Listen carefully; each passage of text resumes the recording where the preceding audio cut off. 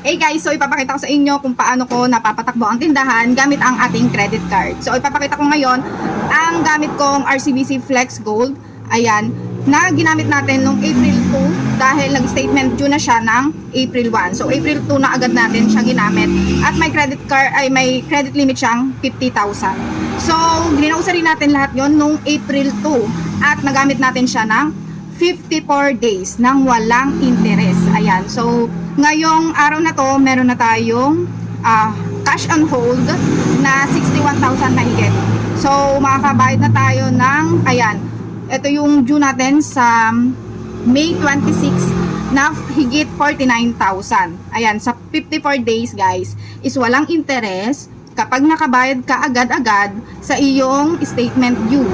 Ayan, pero kapag hindi ka naman nakabayad sa iyong statement due, dun ka pa lang naman magkakaroon ng interest. So, gusto nyo ba na may interest o wala? Syempre, sa wala tayo. Kaya 54 days, libre ang interest ng mga credit card at may mga points ka pang makukuha dito. So, yun lang guys. Sana may credit card kayo or kahit wala pa, ay much better na mag-apply na kayo ng credit card. So, yun lang guys. Thank you for watching. Subscribe naman dyan.